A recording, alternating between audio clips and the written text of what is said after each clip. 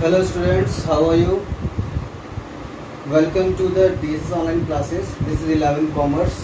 Subject is business study, and we are discussing the various form of business organization. And we have discussed the company form of business organizations. इसमें हम लोगों ने what is the meaning of company हम लोगों ने discuss कर लिया. आज हम लोग इसके फीचर्स के बारे में स्टडी करेंगे.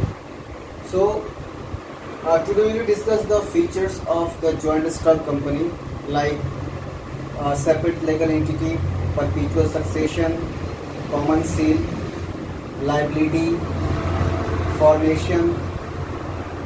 ठीक है, जितने भी फीचर्स है कंपनी के उन सब चीज़ को आज हम डिस्कस करेंगे. जितने भी फीचर मैंने बताया किसी भी फॉर्म ऑफ बिजनेस ऑर्गेनाइजेशन के अंदर अगर ये फीचर्स अगर प्रेजेंट है उस फॉर्म ऑफ बिजनेस ऑर्गेनाइजेशन के अंदर हम कह सकते हैं कि वो form of business organization company है. ठीक है, अगर ये फीचर्स जितने भी हैं अगर इन्वॉल्व है किसी फॉर्म ऑफ बिजनेस ऑर्गेनाइजेशन के अंदर तो वो form of business organisation is known as the company.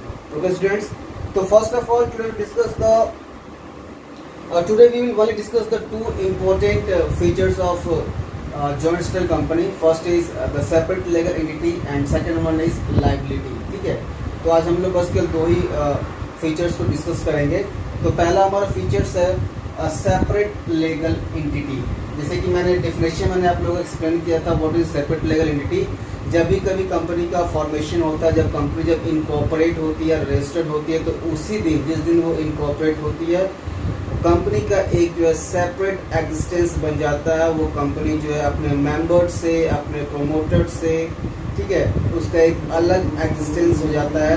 Company जो है अपने नाम से जो है परचेज कर सकती है एसेट्स, उसके पास लाइबिलिटीज होता है. वो कंपनी जो है किसी भी ट्रांजैक्शन के अंदर वो इंटर कर सकता है, बैंक से पैसा बोरो कर सकता है, किसी को पैसा दे सकता है. ठीक है, I mean to say that कि जब कंपनी का फॉर्मेशन होता है, जब कंपनी इनकॉर्पोरेट होती है तो उस समय जो है उसका एक जो है सेपरेट एंटिटी का फॉर्मेशन हो जाता है, एक नया एग्जिस्टेंस मार्केट के अंदर क्रिएट हो जाता है. ठीक है, जैसे सपोज हम लोग हैं तो हम लोग बोल सकते हैं, चल सकते हैं, फिर सकते हैं, लेकिन कंपनी चल नहीं सकती, बोल नहीं सकती. हाँ, लेकिन बाकी जितना भी एक्ट एक बिजनेसमैन करता है, एक ट्रांजेक्शन करता है, वैसे कंपनी भी करती है. ठीक है, तो that is known as separate legal entity. तो डियर स्टूडेंट्स, ये जो केस ये जो फीचर्स है इस फीचर्स को समझते हैं. तो हम एक केस को समझाते हुए जो है मैं आपको जो है इस सेपरेट लीगल एंटिटी को जो है मैं समझाना चाहूँगा. एक बहुत एक हिस्टोरिकल केस है, एक जो हिस्टोरिकल फैसला, एक जो ऐतिहासिक फैसला लिया गया था. किस बेस पर? सेपरेट लीगल एंटिटी पर जो एक ऐतिहासिक फैसला लिया गया था. ठीक है, उसी केस को हम आज डिस्कस करेंगे. ठीक है, सो केस क्या है? Salomon versus Salomon's company limited. Salomon versus Salomon's company limited. और ये जो केस जो है these are directly relate to the separate legal entity. किस तरह से जो है एक कंपनी जो है अपने मेंबर्स से, अपने प्रोमोटर से, अपने डायरेक्टर से जो है एक उसका सेपरेट एग्जिस्टेंस होता है. ठीक है, ये केस जो है इस चीज़ को जो है समझाने की कोशिश कर रहा है. ठीक है, ध्यान सुनिएगा. तो केस हमारा क्या है? Salomon versus Salomon's company limited. सोलेमन जो है एक बिजनेसमैन है और उनकी जो एक प्राइवेट कंपनी है, उस प्राइवेट कंपनी का नाम क्या है? सोलेमन्स कंपनी लिमिटेड.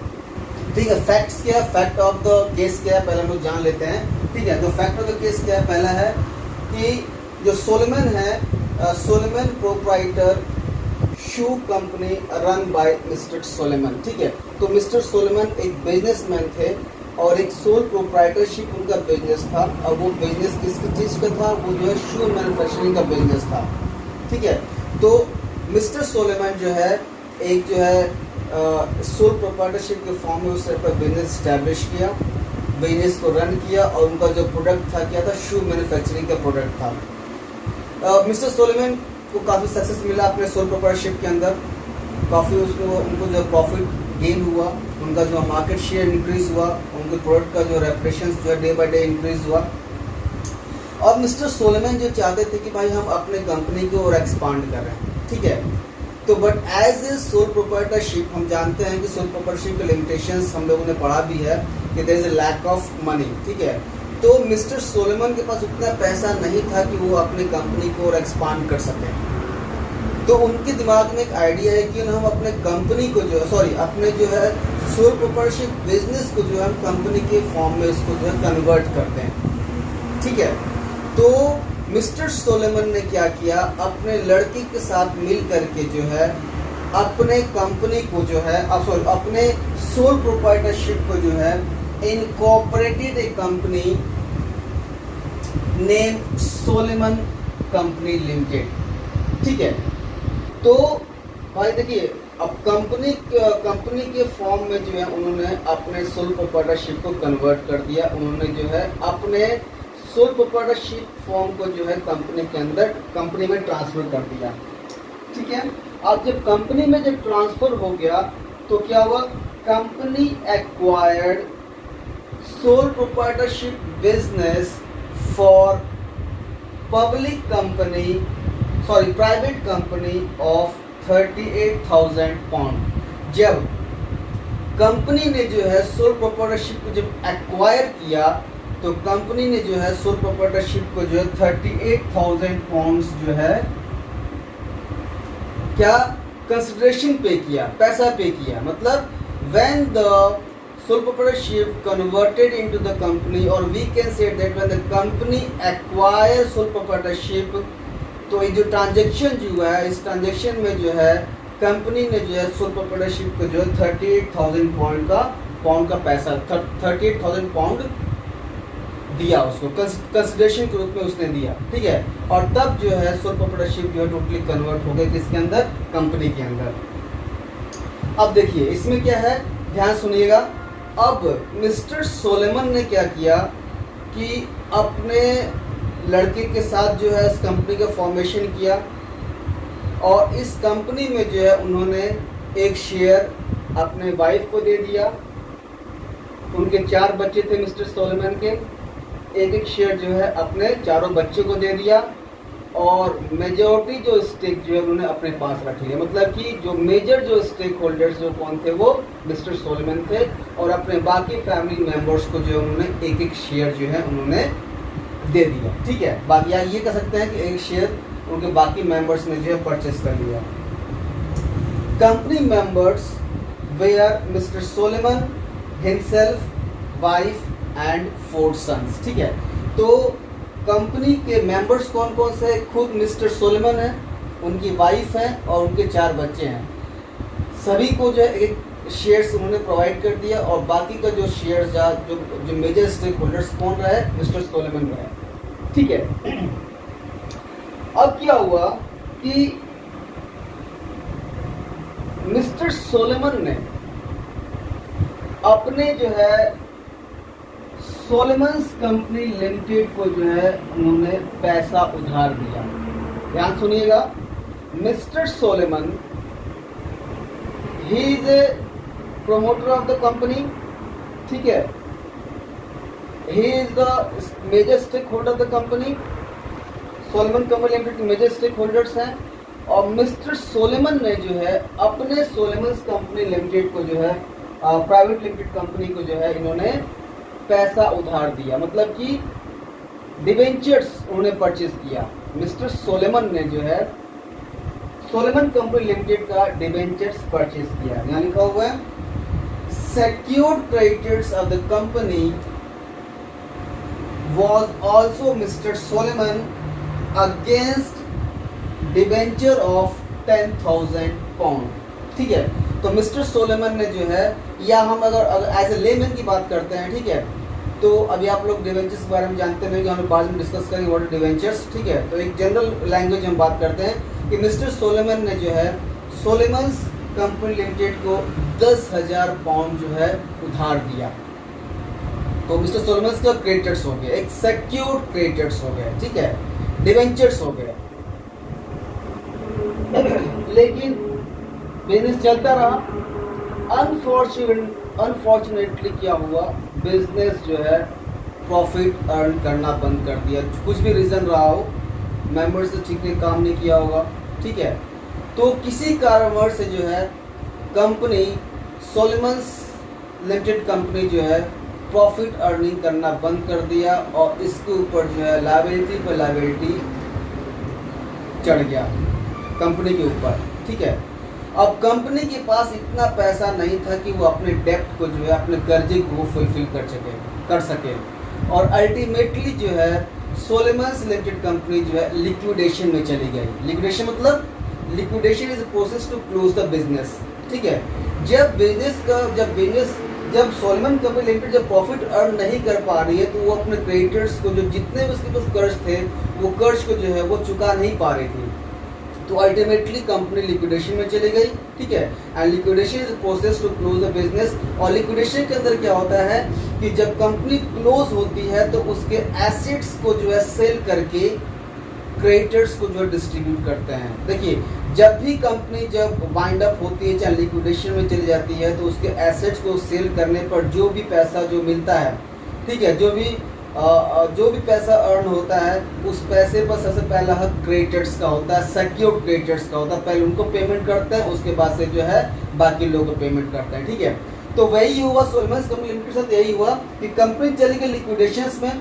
और जब लिक्विडेशंस हुआ तो उस समय क्या हुआ, where assets were only 6000 pound. जब लिक्विडेशन हुआ, जब कंपनी का जब एसेट सेल आउट होने लगा तो बस केवल जो एसेट्स की जो टोटल वैल्यू थी कितनी थी, 6000 पाउंड। लेकिन कंपनी के पास लायबिलिटी कितनी थी, 16000 पाउंड्स की लायबिलिटी थी, 16000 पाउंड्स की लायबिलिटीज थी। ठीक है, अब देखिए, अब now we are moving to slowly moving toward the separate legal entity. अब देखिए यहाँ देखिए, मिस्टर सोलेमन ने जो है खुद 10,000 पाउंड का कर्ज जो है सोलेमन्स कंपनी लिमिटेड को उन्होंने दिया था। जब कंपनी लिक्विडेशन हुआ तो जिस तरह से मिस्टर सोलेमन ने अपने कंपनी सोलेमन्स कंपनी लिमिटेड को जो है उन्हें 10,000 पाउंड का उधार दिया था, उसी तरह से बहुत से लोग जो थे क्रेडिटर्स थे उन्होंने भी जो है सोलेमन्स कंपनी लिमिटेड को पैसा उधार दिया था। और वो जिन लोगों ने जो पैसा उधार दिया था वो अनसिक्योर्ड क्रेडिटर्स थे, और जबकि सोलेमन जो है वो सिक्योर्ड क्रेडिटर्स थे। ठीक है, अब सिक्योर्ड अनसिक्योर्ड क्या होता है, secured debentures unsecured debentures we will discuss later. जब हम लोग मूव करेंगे आगे तो हम पढ़ेंगे। जनरल सी बात बता रहा हूँ मैं आपको, इसके अंदर जो सिक्योर्ड डिवेंचर्स होल्डर्स होते हैं, चाहे जो सिक्योर्ड क्रेडिटर्स होते हैं, जब कंपनी लिक्विडेशन तो सबसे पहले जो है सिक्योर्ड क्रेडिटर्स को जो है पैसा मिलता है, उसके बाद से अनसिक्योर्ड को मिलता है। ठीक है, अब मिस्टर सोलेमन ने क्या किया कि जब एसेट्स को सेल आउट करके जो पैसा जो मिला वो पैसा को जो है उन्होंने अपने पास रख लिया। किस लिए रखा, क्योंकि उन्होंने जो है सोलेमन्स कंपनी लिमिटेड को जो है 10,000 पाउंड का कर्जा दिया था। जब ये बात अनसिक्योर्ड क्रेडिटर्स को पता चला तो वो अनसिक्योर्ड क्रेडिटर्स जो है चले गए कोर्ट में और सोलेमन और सोलेमन्स कंपनी लिमिटेड के अगेंस्ट जो है केस दायर कर दिया, सूट फाइल कर दिया। अब जो अनसिक्योर्ड क्रेडिटर्स थे उनका क्या कहना था कोर्ट के सामने, देखिए सर, मिस्टर सोलेमन इनकी कंपनी है, मेजर स्टेक होल्डर मिस्टर सोलेमन खुद हैं, इनके जो भी मेंबर्स हैं वो फैमिली मेंबर्स हैं, उनकी वाइफ है, उनके 4 बच्चे हैं, और इन्होंने जो है खुद अपने कंपनी को जो है उधार दिया है। अब कंपनी लिक्विडेशन में चले गई, सब कुछ इनका ही है कंपनी का, तो सबसे पहला हक हमको बनता है, पहले हमारा पैसा मिले और तब उसके बाद से मिस्टर सोलेमन को मिले। लेकिन जो जजमेंट हुआ वो जजमेंट जो एक ऐतिहासिक जजमेंट था, वो जजमेंट जो किसके बेस पे था, सेपरेट लीगल एंटिटी के बेस पे था। और जजमेंट क्या था, जजमेंट में ये दिया गया, फैसला दिया गया, नहीं मिस्टर सोलेमन करेक्ट हैं, मिस्टर सोलेमन और सोलेमन्स लिमिटेड कंपनी दोनों सेपरेट चीज़ें हैं। ठीक है, और मिस्टर सोलेमन एक सिक्योर्ड क्रेडिटर्स हैं, तो सबसे पहला राइट जो है मिस्टर सोलेमन को जाता है। जब एसेट सेल होगा, जो भी उसे पैसा जो मिलेगा उसको सबसे पहले जो है सिक्योर्ड क्रेडिटर्स का पेमेंट होगा, अनसिक्योर्ड क्रेडिटर्स का बाद में पेमेंट होगा। तो जो ये जो फैसला जो हुआ है वो किस बेस पर हुआ, इस फीचर के बेस पर हुआ, और मिस्टर सोलेमन जो वो केस जीत गए और उनको जो है जो भी पैसा मिला सेल और एसेट्स को सेल करने के लिए, सबसे पहले मिस्टर सोलेमन को जो है उनका जो उन्होंने कर्ज दिया, उन्हें कर्ज को चुकाया गया। तो dear students, this is the case, और बहुत ही फेमस केस है, बहुत ही ऐतिहासिक ये जो जजमेंट हुआ था मिस्टर सोलेमन और सोलेमन कंपनी लिमिटेड। ठीक है, आई थिंक आपकी समझ में आ गया होगा। जो नेक्स्ट जो फीचर्स हम लोग अब स्टडी करेंगे दैट इज लाइबिलिटी।